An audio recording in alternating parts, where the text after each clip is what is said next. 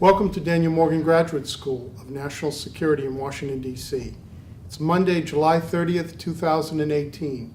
My name is Frank Fletcher, Director of Lectures and Seminars, and I would like to welcome you to today's panel discussion on the geopolitics of energy, with a special focus on defense energy logistics.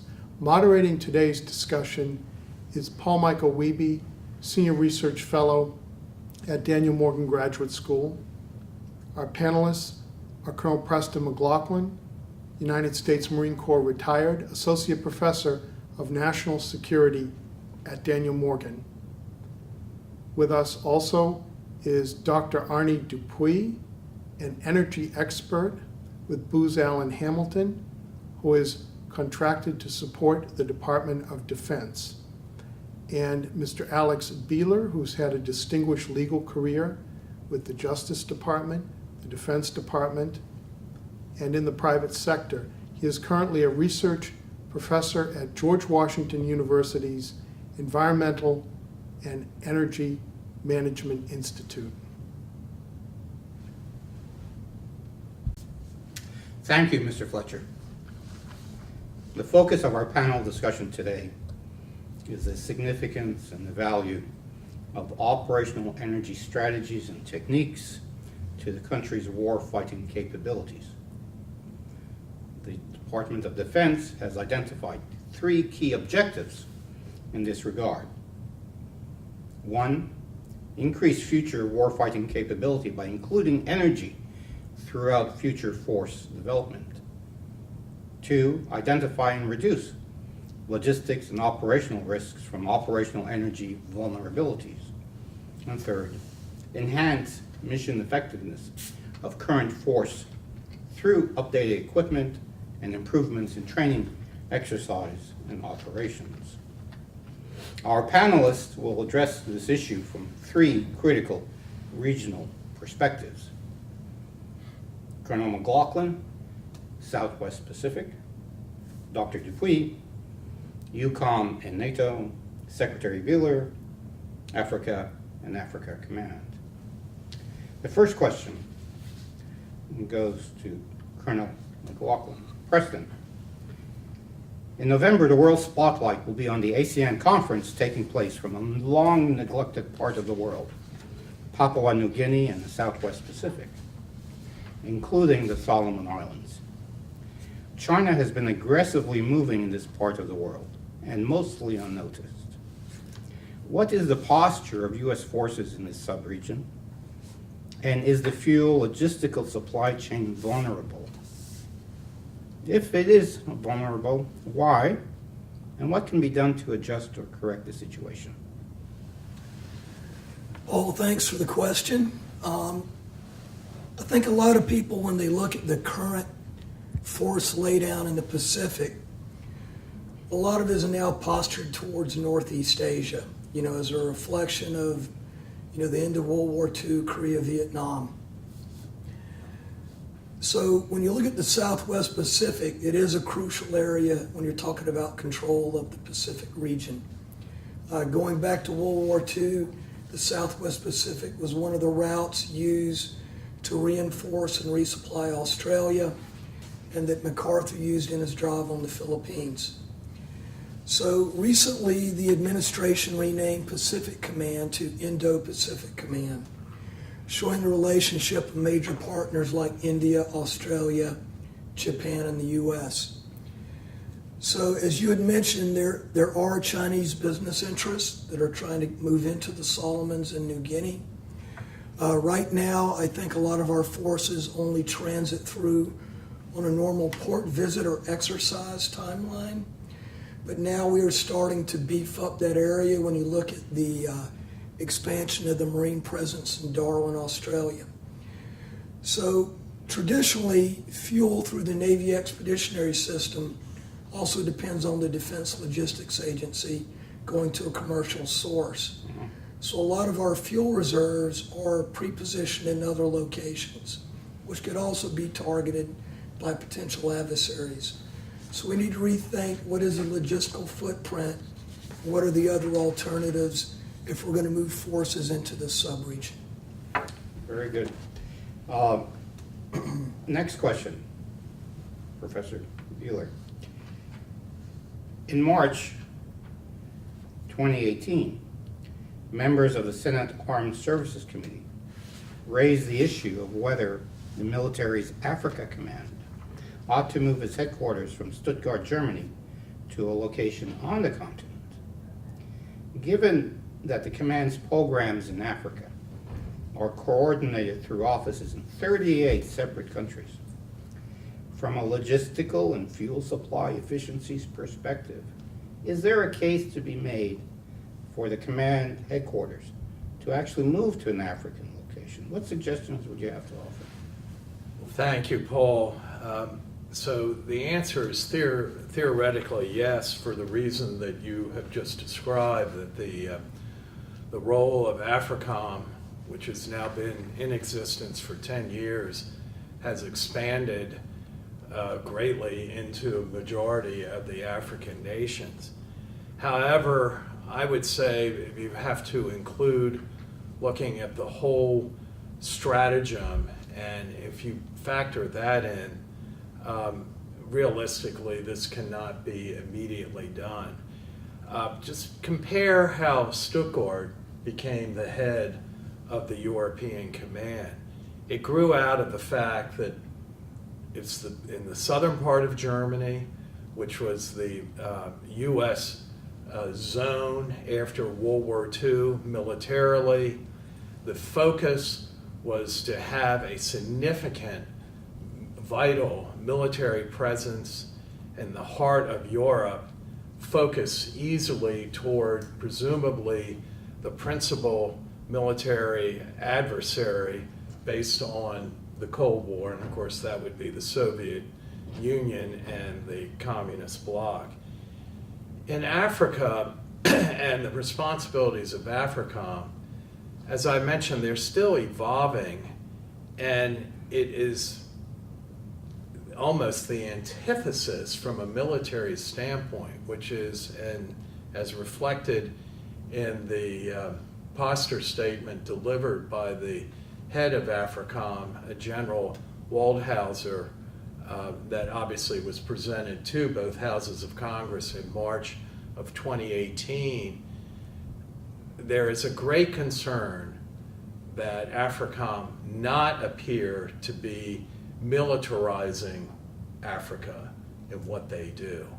So much more of a, if you will, a light touch, behind the scenes type of touch, and not something that would be optically conceived overtly as actually establishing a full-fledged command headquarters in one of the African nations.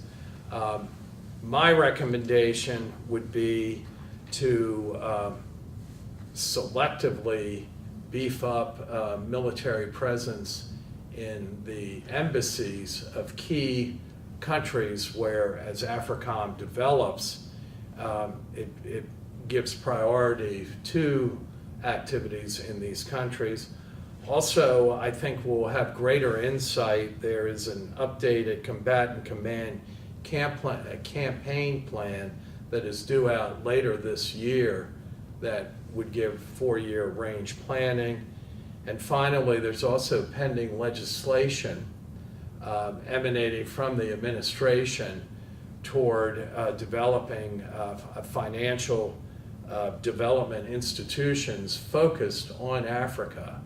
And I think if that legislation passed and the rollout of the combatant campaign plan, I think we will have a better sense of countries to emphasize that may then indeed lead forth logistically toward those countries getting primary consideration by AFRICOM. Thank you, sir. Dr. Dupuy, EUCOM has 3 summer exercises: Baltic Operations, Saber Strike, and Swift Response. Now, given President Trump's insistence on natural gas as a fundamental issue for NATO, Do any of these exercises operationally address the matter, and if so, how? Well, thanks, Paul Michael. Thanks again for the invitation. Unfortunately, I don't have insight into the planning of these three operations or these exercises, and imagine those are also classified. But my experience is that, for the most part, natural gas is not included as a direct gaming function within any exercise. It's almost primarily liquid fuels, crude or refined products, jet, diesel, and so on that are used in the operational side of these operations. But going forward, as LNG, as natural gas becomes more of a component to military operations, also host nation operations, how these host nations function, and we are dependent upon these host nations. I see natural gas as being more of a component that will be gamed, will be exercised, and will be analyzed by the forces involved. Primarily because, as I mentioned earlier, we are dependent upon host nation infrastructure, and quite often in Europe particularly, the host nation is relying on natural gas. So by extension is of importance to us for the commanders to recognize the value and the vulnerability of natural gas, whether it's piped or gas or liquefied into LNG. So going forward, I would expect to see that as a factor, more along the lines of a liquid fuel that we currently game today. Supplemental question, to what extent do you think the institutions, one NATO, two UCOM, were prepared for President Trump's strong advocacy of LNG, natural gas, being a fundamental issue in terms of operational energy? Is there a time lag here between the policy initiatives that the President is suggesting and the institutional capability to address those? I think they were surprised by the forcefulness of his comments. As far as the timeline, it probably got a big boost with the President pushing this, but I have not seen any, again, in my office, I've not seen any strong initiatives for natural gas coming through. It may be time for that to trickle down to my level, but I know the senior leaders in the Pentagon are looking at natural gas as, in particular Nord Stream, which we can talk about later, but as a real strategic concern to the mission in EUCOM and also for NATO. Thank you, sir. Alex, in December of last year, DLA, the Defense Logistics Agency, issued contract notice for the prepositioning of commercial Jet A fuel at 3 airport facilities in Niger and Algeria that will presumably support a new $100 million U.S. base at Agadez in central Niger in order to facilitate a more robust drone surveillance and attack capability in that region. Given the very harsh conditions at Agadez and the lack of infrastructure, is the airlift supply chain, which would bring in fuel, parts, food, water, and so forth, at risk due to the number of Islamic militant groups operating in Niger and the Sahel? And are there other significant risks to the supply chain management situation? Potentially yes to both questions. First, we've already seen attacks that have been made and unfortunately loss of life by our soldiers as well as the local soldiers in Niger. So I have to anticipate that this will not go away. Plus, when you add, as the posture statement from the commander of AFRICOM that was presented to Congress in this past March indicated, the quote says, Niger is the crossroads of regional instability.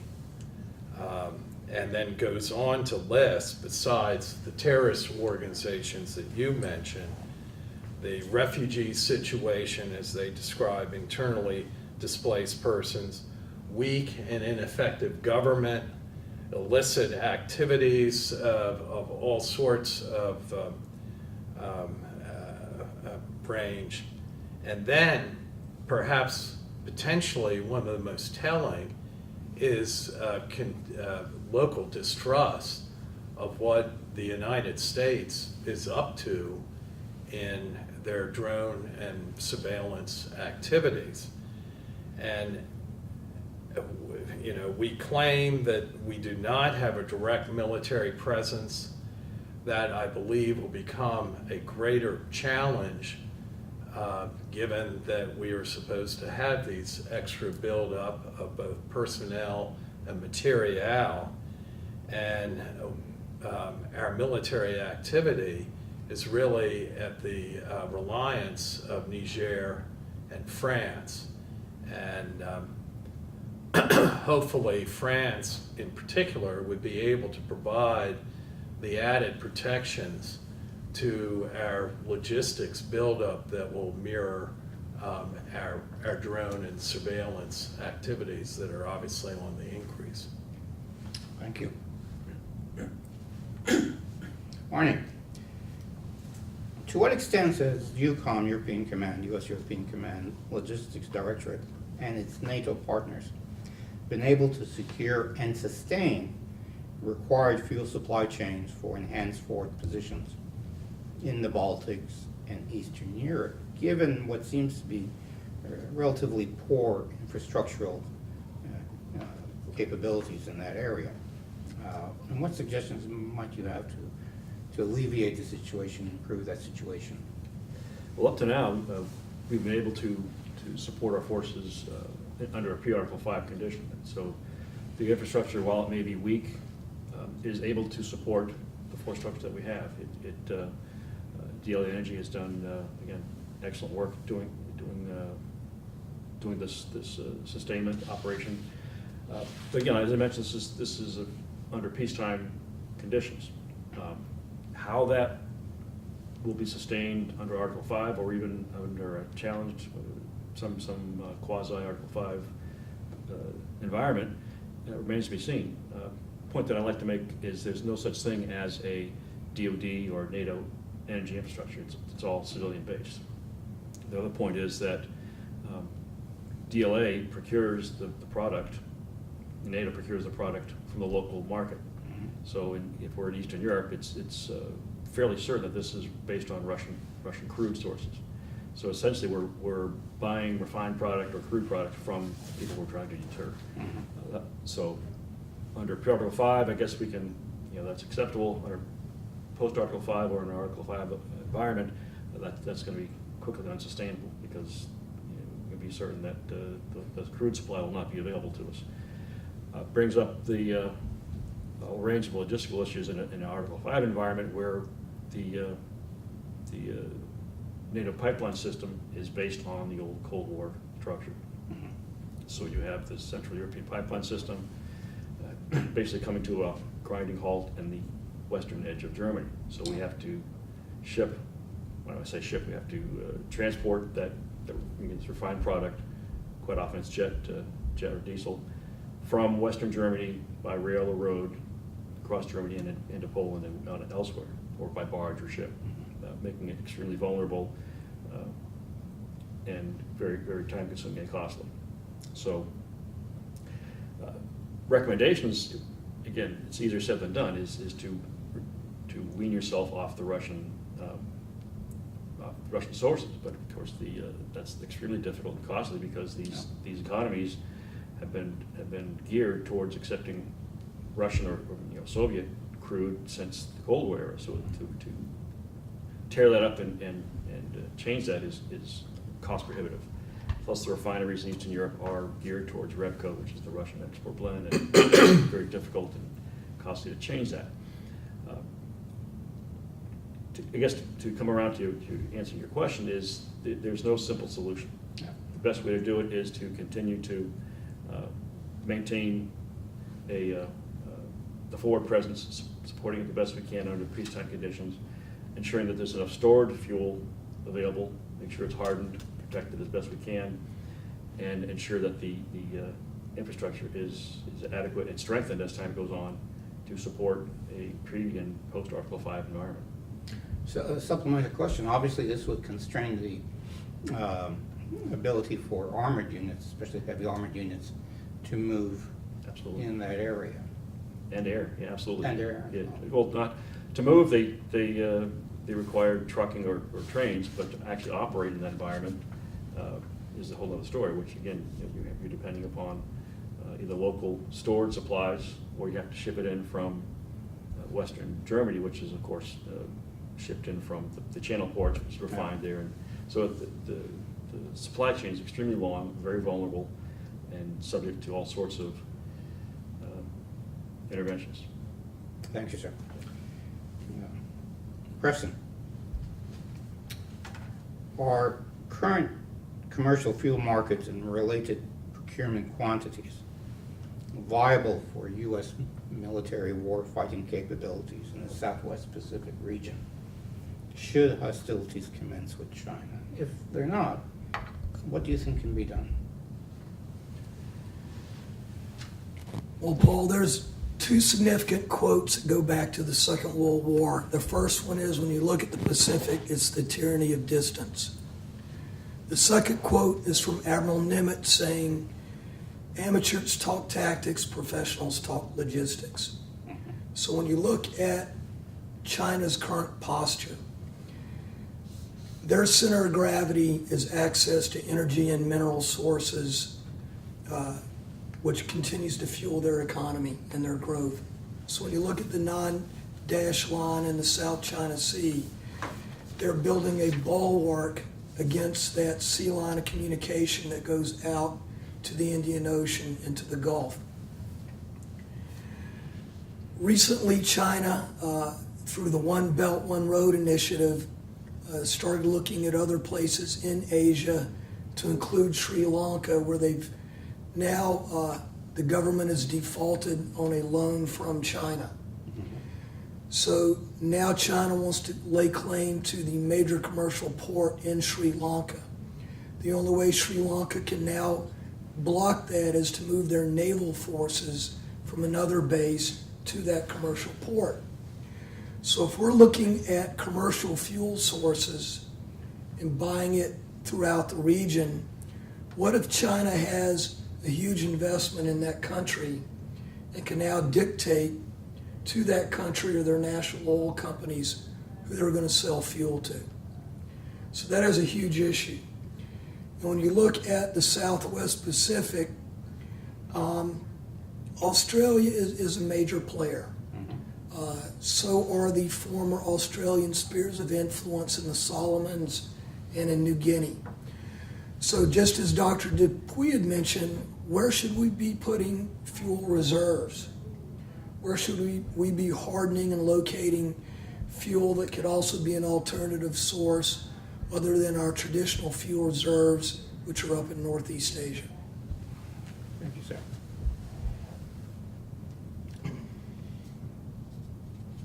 Arnie, I want to go back to a couple of points that you made, but I'd like to put it within a geopolitical context as it relates to the quality of those relations between Germany and the U.S. And within the context, actually, the recent discussions between President Trump and Chancellor Merkel. Germany's increasing dependence on Russian natural gas is very clear with the construction of the massive Nord Stream 2 pipeline. So how does this affect U.S. security calculation regarding Germany's bilateral relations with Russia? And how does it impact EUCOM's energy security planning, given that that pipeline could be a target for one or both sides should hostilities commence? Yeah, and thanks, Paul Michael. And again, it's very much a challenging question, very much an important question, because we see this again from a strategic standpoint. The demand for foreign source of any commodity is going to be a challenge without having a diversified source. Again, in the case of natural gas, which is again, Europe is becoming so dependent on natural gas for its infrastructure. We had to take that seriously, because should that supply be constrained or challenged in some way, that would impact our ability to perform the mission throughout the European Command AOR, but primarily in Eastern Europe, where the initial pipeline, the Druzhba pipeline, going through Poland will now be basically cut off or shut down and redirected through Nord Stream. So Poland will, if we're operating in Poland, that will be a difficult position for us to be in regarding our infrastructure, regarding the need for our ability to operate in the Polish infrastructure and maintain forces in there. Just for the basic reason that we're dependent on rail and electricity, which is quite often dependent upon gas-powered generation. As far as on the strategic side, again, this is a problem that we see Germany becoming more dependent upon Russia, which is certainly a competitor in the region. I don't want to say they're an enemy, because they're not, but at this stage, relations are strained to a certain extent, that we need to take this very seriously. And when you're, again, the president made a point that you're supporting Russia with cash, financial support on the very people we're trying to deter. I think that creates a bad precedent, and from a variety of standpoints that we need to address, again, strategically and operationally. Quick follow-up question. Secretary Perry went up on Thursday to Cove Point, Maryland, to officially open the second export terminal in the United States for LNG. And of course, that's the terminal closest to Europe. It is relatively small in terms of volumes that can be provided to customers vis-a-vis the quantity coming in from Nord Stream 2. However, Italy might be a market for American LNG. Do you see the potential for the southern Mediterranean and maybe the Balkan area as becoming potential customers for LNG in terms of diversification of supply? Sure, well, the Balkans, but also the Baltic. There's I'd say that Europe is going to be a potential market for us. Again, Europe has to compete with Asia for LNG and wherever the price is best, which of course is good for us, but again, it creates potential shortfalls on Europe, because they'll have to make that demand. But yeah, I see Southern Europe, the Mediterranean, the Baltic, and the Balkans as potential sources for LNG. And the Germans are critical of us by saying that our opposition to Nord Stream is really just to sell our own product. Well, I think it's much more serious than that, and that this is I think a strategic issue that has to be addressed. And they can get LNG from Australia or Qatar also. Yeah. It doesn't have to be U.S., but we see this as a feeling a need that will address real security issues. Thank you. Preston, I'd like to go back to your question and your reference to the Pacific region, World War II, and Japanese strategies to outflank the Americans through the Solomon Islands and so forth. How much have things changed in terms of U.S. military calculations as regards dealing with potential enemies in that part of the world? There is discussion now as to the efficacy of two different military concepts: distributed operations versus conventional strike groups, particularly in this part of the area, this part of the Pacific. And the issue of vulnerability of fuel supply chains in that area relating to either distributed operations or conventional strike groups. What are your thoughts on that? What's the risk factor involved, and what have we learned or not learned from World War II? No, that's a great question. I'd like to give a attribution to a great article that was done in War on the Rocks recently by Lieutenant Commander McLemore and Dr. Alderson. And the title of the article was The Shell Game, Fueling Future War in the Pacific. And what the authors tried to discuss was that, over time, just based on different decisions, the Southwest Pacific was not a significant region for a while. More focus was on Northeast Asia. And after the Americans left Subic Bay in the Philippines, a lot of the naval logistics footprint is scattered between Guam, Japan, and Singapore, where the major headquarters is. So when you look at operating in the great vast distances in the Pacific, the two different concepts you mentioned are distributed operations, which are relatively new, and conventional strike group. Everyone's used to hearing about a carrier strike group, very large task force put together. But what we're seeing recently is because we don't have a lot of ships, and Congress has been talking about growing the size of the Navy, a lot of times you're separating combatants, you're sending them out to different locations at greater distances. So then that goes back to the fuel issue. Do you use a commercial source? And we're told in this article by the authors that the Navy only has 3 fleet refuelers in the Pacific right now. So over time, due to a lot of decisions being made on various issues like force structure, we don't have the redundancy we used to have. So how do you fix that? You've got to come up with more creative ways to refuel the force. When you look at the size of tankers today and where they go, tankers are very responsive. Their command and control architecture is better with their corporate sponsors. So you can do a dynamic retasking and move tankers to different parts of the Pacific. But are they also vulnerable? What considerations should we have if we're relying more on commercial fuel sources? Very good, thank you. And our last question to Alex. Given the massive flow of shipborne oil and gas in places like the Gulf of Guinea and the Red Sea, and apart from Djibouti, where the United States has a military base, U.S. naval installations and logistics support in Africa are nil. Is this situation sustainable in the light of General Wallhauser's comments on March 5th that China will expand in Africa well beyond its base in Djibouti? Long term, not likely.